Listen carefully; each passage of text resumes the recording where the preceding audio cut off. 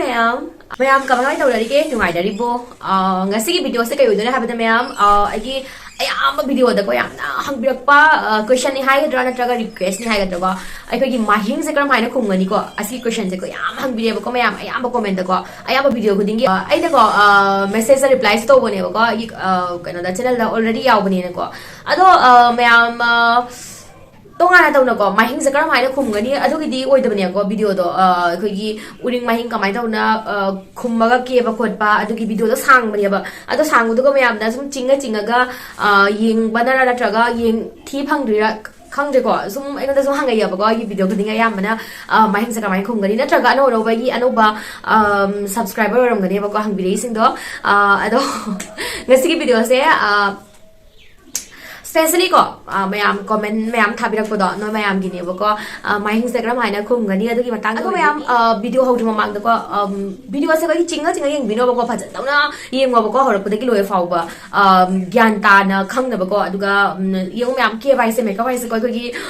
kaino dinate ko habadi num pangdau dora sum step ama ni sum lana taw hona di ko khatang soi doi ne bo ko aduna phajana mun tawna yeng biu khang da bo do khang na bo ko kai gum khang ni ba tar phajana video se hau badai loe fau ba yeng biu ko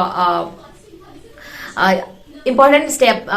karika ko miss oidana ba chinga ga yeng bigano ba ko kaigumba phajana khangning ba hiding ba taraga di ko ngasi gi video se mahing karam haina khumgani adugi oidini adudi video se hauna ba tawrasi kam haudu mamang da mayam aikoida mahing tan tan ko ki mai da lei ba any pigmentation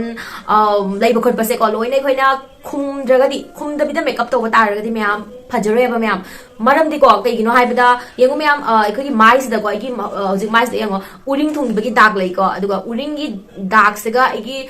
original igi skin gi color se ga skin tone se ga moi ni se di mana dre ba ko same mahing thong bo raga su any pigmentation lei ba oraga su ko aikoi gi real skin se asiga hojiki dag du mana de da ko mana dra mina aikoi na sigi mathak ta makeup taw san ba taraga di aikogi skin do kamaina makeup to ko flawless oireba ko mara madugi da makta aikoina aikogi problem sing se ko loina correct to ba se amna mathau tai correcting to ba neutralize to ba hai se ko mara madugi da makta khanjin ba se amna maruni mahing karam haina khumgani uring karam haina khumgani sigi se am process se ko chap mane ba ko sida khena do se only color gi ne ba ko uring ki dark se ga mahing ki dark se ga moi ni se dikhara mana de ba color se uring ki dark se na khoi gi ngasanga ga lei de ba ko aduga mahing se na khoi gi blue machu amuba mai oi de ne ba ko maramaduna moi ni se process sap mana ni khoi gi khumba khotpa gi tai ba gi style makeup to habadi blend to bagi style loi mana ni just color se khetna ni ba ko housing and video se ko myam karamai da mahing khumgani ai bedo kare to ju mamang da ko makeup sa haudri mamang da khoi skin se fadana prep to biro habadi phajana mai se ta thok biro mo na lei ba mai da makeup to ba ya de always makeup to bagi da makta mai se ta thok pa yam na darkar ni ba ko makeup se to ju mamang da khoi mai se clean loi ba se am na maru ni ba ko phajaba makeup flawless makeup pam ba tar ga di ko aduna mai se phajana ta thok lak piro cleanser na jaga face wash any jaha ma ko kai gumba ising ki khudong cha da ba mapan da habadi leidana ko mayam ma traveling to ba matang aduga makeup sum to ni bo raga na khoi wipes na ko mai se phajana hana sendok piro adudi matung da cleansing ado ahan bada mai se phajana hana ta thoni ba ko cleansing to birani mai se phajana ta thong la matung da toner chai bo raga na toner chai piro natraga direct ko moisturizer dei sum hor su yare moisturizer se skip to ba yade ko mayam toner skip to gera hoi to ro yare ko but moisturizer se skip to ba yade khoi skin se fadana khoi hydrated to ba se amna mathau tai ko aduna makeup to bada khoi skin se soft oraga di phajai dra ko ha product thara ka do bodo loina tap napaga phajai khoi makeup to glow oi maramadu gi da makta som uring thungira mahing thungira som mubra ngobra no matter ko skin phajama da maruni skin phajaba hai se healthy skin hai badi skin se phajana hydrate oina lei maramadu gi da makta moisturizer se skip to biganu ai gi oina ko ni via gi se soft moisturizer se mai mai huzik tai ra lak jare ba ko aduga lip balm se tai la e dos makeup hoju mamang da moisturizer se tai biro day time matam na to makeup oraga na sunscreen te ba ka biganu tawa da bu somna makeup to ju mamang da season ga da ba sunscreen se ko tinted oiba sunscreen lowi no bako myam tinted oiba haidi akhoi color yawdo sunscreen da sum myam lei bako leibani bako sina body khang wani tai laga khajitang sum coverage pibi bodo hi khajitang ngau khat pakot pa du ma sunscreen do tai bi no bako maram di ko akhoi foundation direct toi ne khoina concealer myam tharak toi ni aduna hujiki sunscreen du ki color myam do punjal laga akhoi foundation ni color ka loi change tor pa jai maram adu ki tamak ta makeup haibadi makeup tawda already tinted oiba sunscreen se tai bi ganu yum da sum laiba ado sunscreen da sum tai raga sum laiba raga di sina bi ko yum kai de only makeup tawdi mamangda akhoi tinted oiba sunscreen se avoid to bi ko myam sigi se gi personal haibadi aina personal aina pamjaba duni myam daina share tawri se moisturizer tawra lora matung da ko sunscreen tai bi ro adu dagi khaidagi important oiba step primer myam primer se skip to bi ganu bako cleansing moisturizing adugi matung da khai dagi han ba step oide se myam primer ai ki mamangi video da ko comment da ibri ba ko ichi mana ko makeup se haibadi mana hai se ko ki makeup se tawraga ko mai se fuaw na bu mai na adagi kaino hai keki ore na hai ba ko adugi maram do kai gino ai su mate ka masum haijirum ge ko kari maram gi oram do na ko primer tai na sum hairake ko myam khara hong ba da pa ma ga di sigi primer se lo ba yai ma'am खन्ना नो बगोय गि अतांग product सिना रगा makeup से फजदु ना नते को फन्ना सु अतांग product सिना ओ makeup से नियम जाना मसाना ना तवद थारगा दी kai फजरो बको अदो सेम चपमाना ना खरा सुम अहोंग बदसु अफाबा प्रोडक्ट मयाम लैरि बने बको मोइसिन दो सिना रगा सुम कोना फजाबा मेकअप तो बयाय बको आइसु को हाबदी यामना हाई एंड ब्रांड दा सुम सीजन दे बको सुम मीडियम सुम आइना एफर्ट तो बंगम बदो अदो सुम सीजन नै हाबदी खरा सुम फाबा अदुगा खरा सुम होंग बदो को अदुगा मैम प्राइमर तैबा मतम दा को हाबदी स्माइन तो ना खचिक खचिक साइना प्रेस तो ना तैबिरो मो को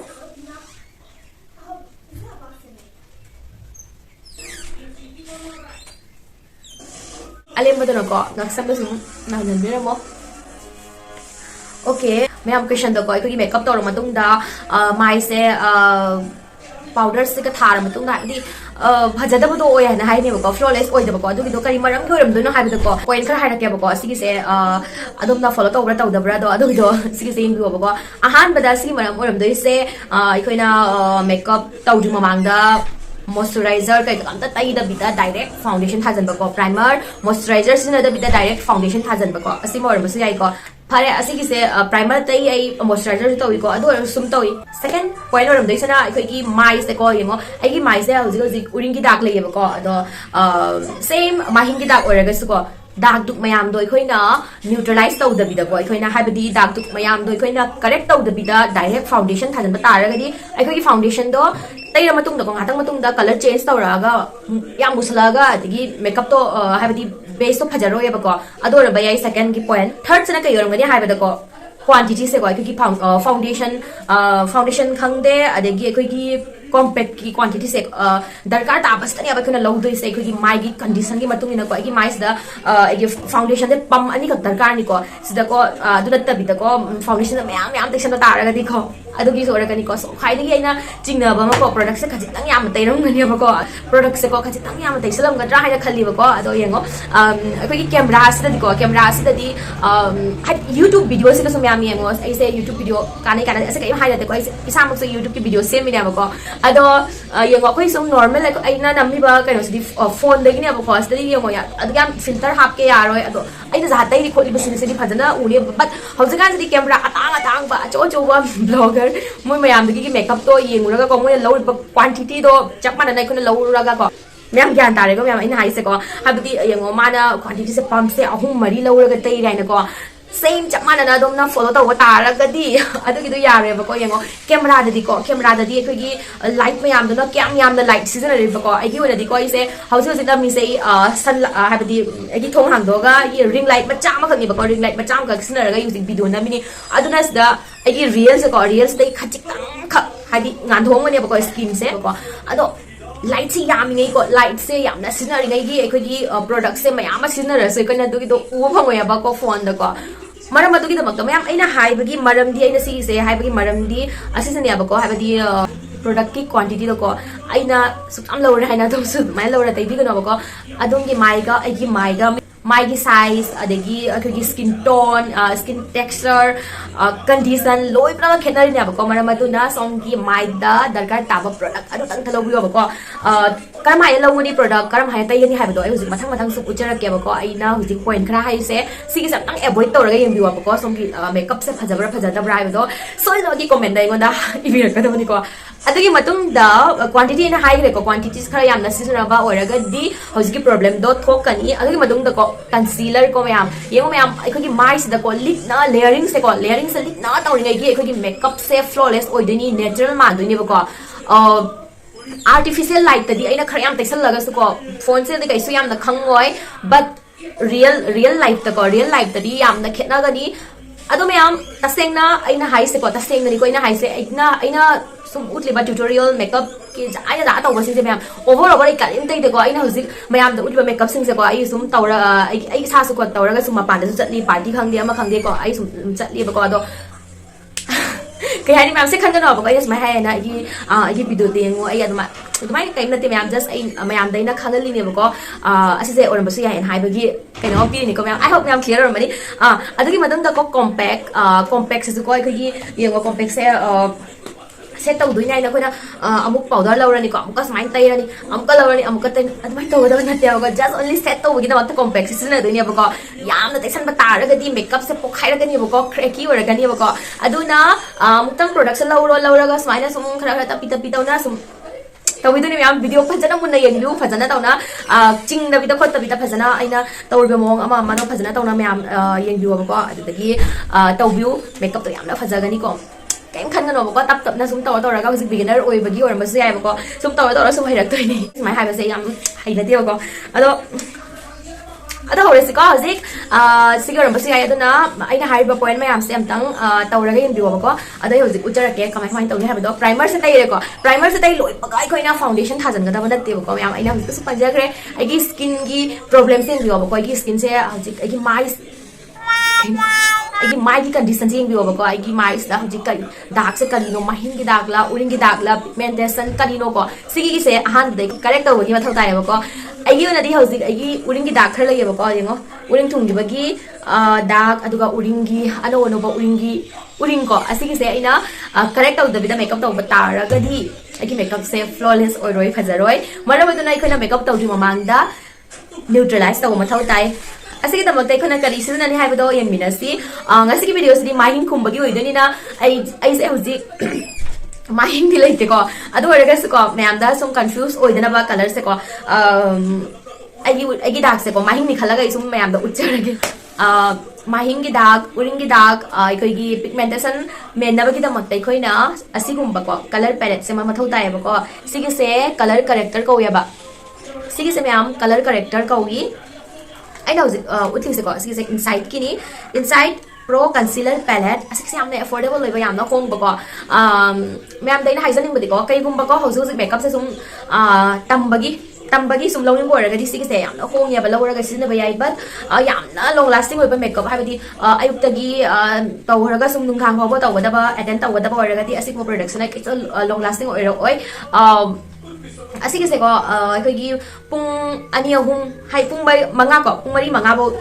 sum long lasting oi gani me asigi se ahan ba dei khangan jage mahing yengo me amsda orange color ma yawr se ko do sidena video sem bada use to na loi re orange color se sigi se koi gi bit makha da mu na leiba adagi pigmentation area adu chinba na pan da sum lai dra ne adogi da ma adagi mahing asigumba se cover do na bigi da makta ikoina orange color sidena gani aduga fresh akogi uringi ngasang nga leiba aba dark oraga na ikoina green color gi character sidena gani mayam karam ba color character sidena ni haba do uchara ke ko khara aphabada ka jitang tang boda ko sigi se khara tang mani sigi se mayam uring gi oraga na sigi asang ba sidena gani mahing gi oraga na sigi orange se sidena gani mayam ai description box la maming se iram ge ba ko elegant se mayam khajik tang mani ado yengo karamba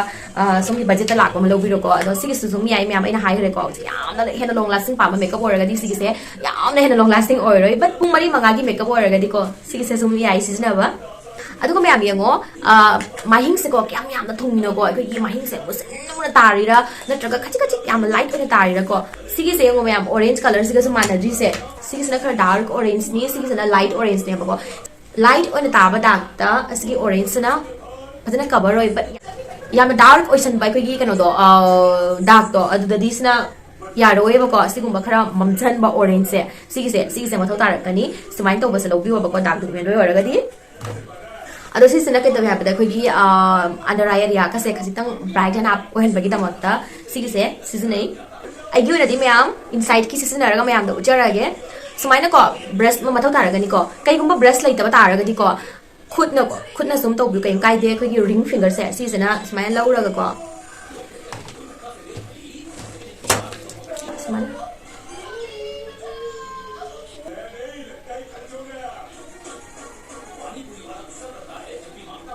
ꯃꯌꯥꯝ ꯄ꯭ꯔꯣꯗꯛꯁꯤꯁꯨꯀꯣ ꯌꯥꯝꯅ light ꯍꯦꯟꯅ ꯂꯧꯕꯤꯌꯣꯕꯀꯣ ꯑꯗꯨꯒ ꯇꯩꯕꯁꯨ ꯑꯃꯁꯨꯡ blend ꯇꯧꯕꯁꯨ ꯌꯥꯝꯅ ꯇꯞꯅ ꯇꯧꯗꯣꯏꯅꯦꯕꯀꯣ ꯍꯥꯏꯕꯗꯤ ꯂꯧꯔꯒ ꯁꯨꯃꯥꯏꯅ ꯇꯩꯁꯜꯂꯒ ꯈꯤꯇꯤꯛ ꯈꯤꯇꯤꯛ ꯅꯩꯈꯥꯏꯒꯗꯕ ꯅꯠꯇꯦꯀꯣ ꯃꯌꯥꯝ ꯂꯧꯔꯅꯤ ꯂꯥꯏꯠ ꯍꯦꯟꯅ ꯑꯗꯨꯒ ꯁꯨꯃꯥꯏꯅ ꯗꯦꯞ ꯌꯥꯝ ꯇꯞꯄꯤꯅ ꯔꯤꯡ ꯑꯁꯤꯒꯤ ꯐꯤꯡꯒꯔꯁꯦ ꯌꯨꯁ ꯇꯧꯕꯒꯤ ꯃꯔꯝꯗꯤ ꯑꯩꯈꯣꯏꯒꯤ ꯄ꯭ꯔꯦꯁꯔꯁꯦ ꯀꯣ ꯌꯦꯡꯉꯣ ꯃꯌꯥꯝ ꯁꯤꯒꯤ ꯐꯤꯡꯒꯔꯁꯦ ꯁꯨꯃꯥꯏꯅ ꯇꯧꯔꯛꯄ ꯃꯇꯝꯗ ꯀꯟꯅ ꯄ꯭ꯔꯦꯁꯔ ꯇꯥꯏ ꯕꯠ ꯁꯤꯒꯤ ꯐꯤꯡꯒꯔꯁꯤꯅ ꯕ꯭ꯂꯦꯟ ꯇꯧꯕ ꯃꯇꯝꯗ ꯌꯥꯝꯅ ꯍꯥꯏꯕꯗꯤ ꯄ꯭ꯔꯦꯁꯔꯁꯦ ꯌꯥꯝꯅ ꯐꯣꯔꯁꯁꯦꯀꯣ ꯌꯥꯝꯅ ꯀꯩꯅꯣ ꯇꯧꯋꯦꯕꯀꯣ ꯁꯣꯐꯠ ꯑꯣꯏꯅ ꯑꯗꯒꯤ ꯑꯩꯈꯣꯏꯒꯤ ꯌꯥꯝꯅ ꯀꯩꯅꯣ ꯇꯧꯕ ꯍꯥꯏꯇꯥꯔꯦ ꯂꯤꯛꯄ ꯍꯥꯏꯇꯥꯔꯦ ꯄ꯭ꯔꯦꯁꯔꯁꯦ ꯑꯗꯨꯅ ꯁꯤꯅ ꯕ꯭ꯂꯦꯟ ꯇꯧꯕꯤꯌꯨ ꯑꯗꯨꯅꯅꯦꯕ ꯑꯩꯈꯣꯏꯅ ꯃꯦꯀꯞꯇ ꯁꯤꯒꯤ ꯐꯤꯡꯒꯔ ꯁꯤꯖꯤꯟꯅꯩꯁꯦ ꯑꯗꯨꯒ ꯀꯂꯔꯁꯦ ꯌꯦꯡꯉꯣ ꯃꯌꯥꯝ ꯇꯩ ꯂꯣꯏꯔꯒ ꯕ꯭ꯂꯦꯟ ꯇꯧꯔꯤꯅꯥꯏꯅ ꯁꯤꯒꯤꯁꯦ ꯄꯨꯔꯥ ꯃꯨꯜꯍꯟꯗꯣꯏ ꯅꯠꯇꯦꯕꯀꯣ ꯇꯩꯔꯅꯤ ꯖꯁ ꯁꯨꯃꯥꯏꯅ ꯗꯦꯞ ꯇꯧꯅ ꯈꯔ ꯊꯥꯕꯤꯔꯝꯃꯣ ꯀꯂꯔꯁꯦ ꯂꯩꯍꯜꯂꯨ ꯄꯨꯡꯋꯥꯡ ꯋꯥꯡꯍꯟꯒꯅꯣꯕ ꯅꯠꯇ꯭ꯔꯒꯗꯤ ꯀꯃꯥꯏꯅ ꯀꯚꯔ ꯇꯧꯅꯤꯀꯣ ꯑꯩꯈꯣꯏꯒꯤ ꯗꯥꯛꯁꯤꯡꯗꯣ ꯑꯣꯀꯦ ꯍꯧꯖꯤꯛ ꯃꯌꯥꯝ ꯑꯩ ꯕ꯭ꯔꯁ ꯁꯤꯖꯤꯟꯅꯒꯦꯀꯣ ꯀꯂꯔꯁꯦ ꯂꯧꯔꯒ ꯀꯗꯥꯏꯗ ꯇꯥꯔꯤꯕꯅꯣ ꯗꯥꯛꯇꯣꯀꯣ ꯑꯗꯨꯒꯤ ꯃꯊꯛꯇꯨꯒ ꯇꯩꯕꯤꯔꯣ ꯁꯦꯀꯣ ꯑꯩꯈꯣꯏꯒꯤ ꯕ꯭ꯂꯦꯟ ꯇꯧꯕ ꯃꯇꯝꯗ ꯁꯨꯃꯥꯏꯅ ꯃꯥꯏꯁꯦ ꯂꯣꯏꯅ ꯊꯨꯡꯅꯕ ꯂꯣꯏꯅ ꯇꯩꯁꯟꯕꯤꯒꯅꯣꯕꯀꯣ ꯗꯥꯛ ꯇꯥꯔꯤꯕ ꯃꯐꯝꯗꯣ ꯑꯗꯨꯇꯪꯗ ꯇꯩꯗꯣꯏꯅꯤ ꯑꯗꯨꯒ ꯁꯨꯃꯥꯏꯅ ꯇꯩꯔꯣ ꯁꯨꯃꯥꯏꯅ ꯕ꯭ꯔꯁꯁꯦ ꯁꯨꯃꯥꯏꯅ ꯅꯝꯃꯒ ꯁꯨꯃꯥꯏꯅ ꯇꯧꯕꯤꯔꯝꯃꯣꯕꯀꯣ ꯁꯨꯃꯥꯏꯅ ꯗꯦꯞ ꯇꯧꯅ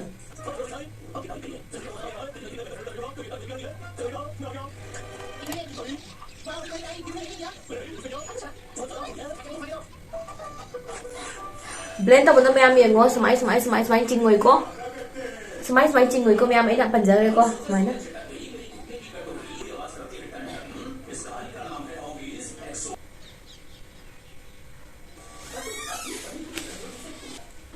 mayam asmai na ko mahing lei ba jaga sing do dag tari ba jaga sing do sumai tai biro aduga ina hojik taw bung do adu sum sumai na blend do biro songi mai soi tawraga mo mahing lei ba jaga sing do sumai loina cover to biro e asgam tai ba gi darkar oi de ba ko gi mai si da but khayam taisal lagadi mayam khangba ngamina sigi se khumra khumdabra ba do asi lora matung mayam yango asigi mathak ta ko ikona direct foundation thajan ba ya de ba ko maram di ko yango gi mai sa loina obviously orange sai salamina orange mali dana ko gi real gi skin gi tone se gi orange na te dana ko maram aduna sigi se kitoni ha da ko foundation tha di mamang da agi laser by skin sida amka parak tu ne ba ko ikoina concealer gi mateng na ko asim ko wi mayam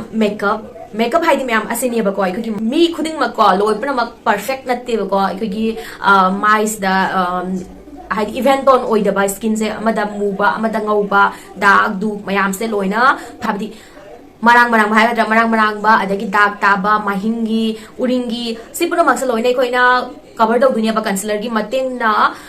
fajan tauna khumbiraga event tone oiragadi aikogi makeup se yengo tamda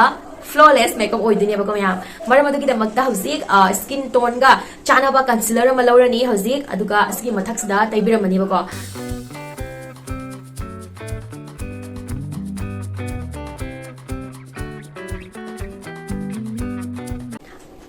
adagi matung mayam beauty blender ma mathau dani ba ko smile to sponge se ado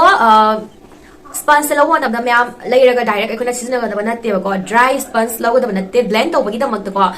sigi ising da phajana tum dok piro adu phajana sum dok piro ba ko se ngo mayam ising taraktre ko sum maga ising taraktre adu already sinna ba yare ba ko blend to ba horani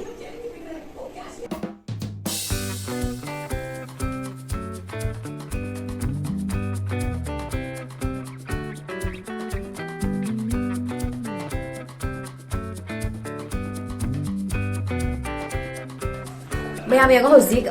ado kai gumba som ki skin se dry oraga diko haibati somna concealer thar matung da khogi smile pani go ko khogi product se transfer oi da brina som ki skin se haidi dry oraga di asigi mathak ta ko khoina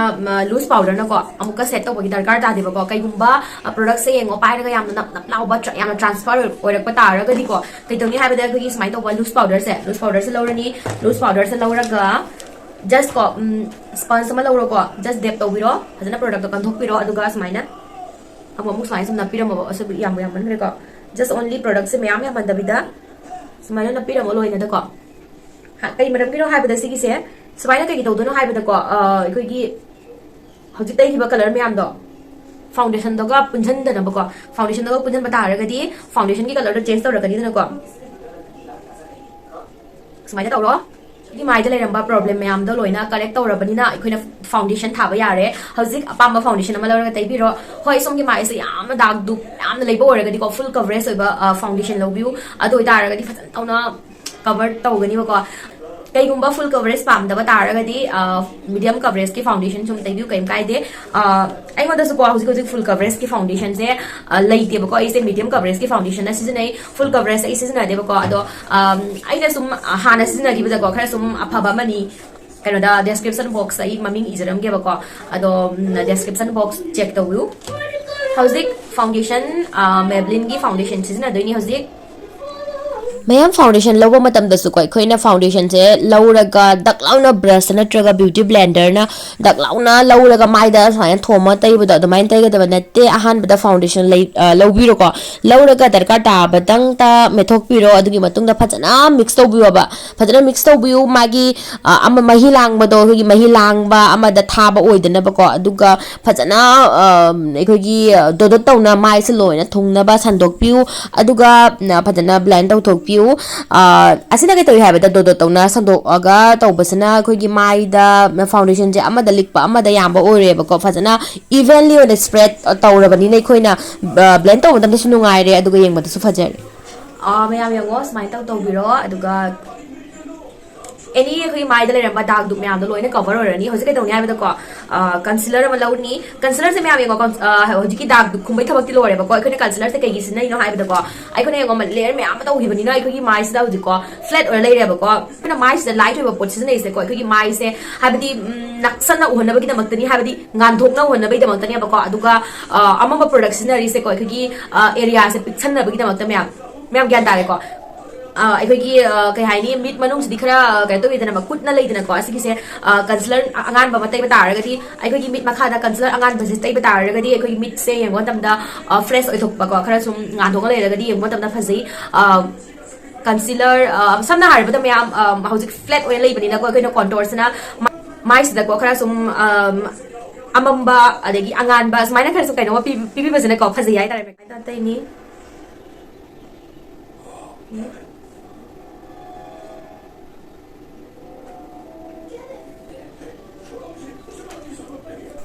aduga mayam foundation khangde concealer blend tau matam da ko dep tau na mayam yengo ina tau mong da dep tau na smaina manung da smaina nambi da ka blend tau biu habadi chinga da bana te direct tau da bana te ba ko mayam swipe tau bi no ba ching dok chin tau na mana blend tau da bana te just beauty blender low ro aduga dep tau na blend tau bi ro mayam yengo concealer tha bas ka tha da bas ka khetna bas yengo mayam ngan thok pasna mid se phaja thok tra hauzik blush set tau du mamang da ko koina cream products na ga sizina ga da bo raga di so de to mayam gang da cream products na ga da bo raga di koina set tau du mamang da sizina ga da bane powder na set tau lo ra matung da cream products na ba ya de ko sigi se khangjin bi ko blush thare aduka hauzik set tau basam darkar ni ai khoi tai kholiba mayam da ko set tau dragadi phajan bi da ba taragadi long lasting oi roi maramaduna long lasting oina ba phajan tau na set tau bigani compact na set tau raga su yai aduga loose powder na set tau raga su yai som gya pa magi matung ina set tau biro gi una di ko sigi banana powder se sigi se set tau re mem yengo set tau matam da powder do yam lo biganu ko ai mamang su panja re ko khajik tang lo du ni aduga phajana kam thok pi bra kan thok pi bra tau raga ko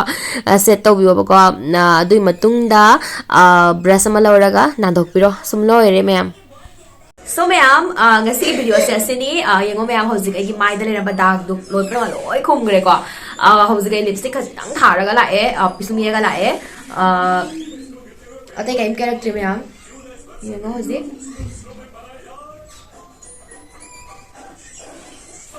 So mayam sing nga say video se mayam su ko ai tor go mong sam ta tor yeng view ba ko yam phajagani phana su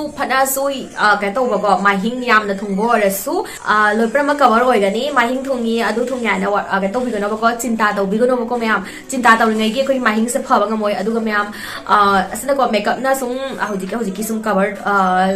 makeup na sung cover tawni hai lai bigano ba ko habdi treat to biwa ba ko phana ba to bi ising ana thak pi aduga sunscreen se su tha dok pi gano ba ko sunscreen